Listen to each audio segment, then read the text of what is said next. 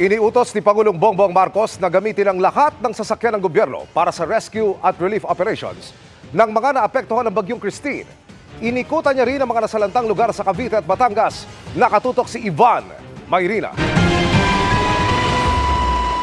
Ngayong medyo kumalma na ang panahon, nakapagigot si Pangulong Bongbong Marcos sa mga pinakanapuruhang bayan sa Cavite at Batangas. Mula sa ere, kita ang matinding pagbaha pa rin dulot ng Bagyong Christine. Utos ng Pangulo, gamitin ang lahat ng sasakyan ng gobyerno sa rescue at relief operations, sa lupa, sa tubig o sa ere man, kahit pa ang mismong presidential chopper. We'll just have to keep monitoring the situation and make sure always the rescue and relief are that cannot stop. It doesn't matter if there's another storm coming, we cannot stop. That cannot stop. Bilin niya sa mga pinuno ng gobyerno. Just remember, there are people still in water right now. They are still flooded. They're walking around with water up to their waist. They have no water supply. They have no food. They have no place to stay. So, if you think you're tired, think about what their condition is. So let's always keep that in mind.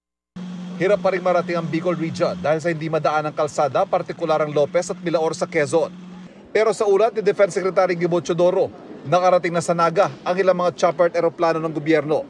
Nasa Naga si DSWD Secretary Rex Gatchalian para personal na pangunahan ng pamamahagi ng tulong sa mga nasalanta.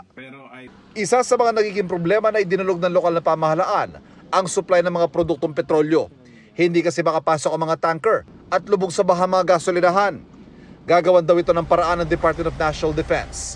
Ang ulat ng Department of Budget and Management, may 1.9 billion pesos pa na maaaring gamitin para sa National Disaster Fund.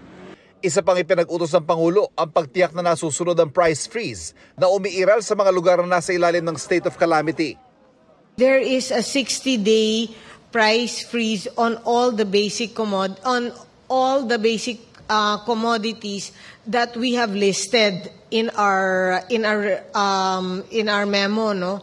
And aside from this is also strictly monitored, meaning i-check namin ito aggressively, meaning on a day-to-day basis, nagbibigay sila ng update sa amin sa mga supermarkets, grocery, convenience stores, and other areas or other stores na nagbebenta ng mga basic necessities na ito.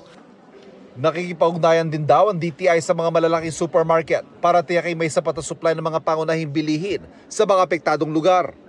Dagdag pa ni DTI Acting Secretary Cristina Roque, may nakahanda silang 2 bilyong pisong pondo sa ilalim ng Small Business Corporation o SB Corp bilang pautang sa mga micro and small medium enterprises na nasalanta ng bagyo. Maaaring umutang ng hanggang 300,000 para maalalayan sila sa kanilang pagbangon. Para sa GMA Integrated News, Ivan Mayrina, nakatutok, 24 oras.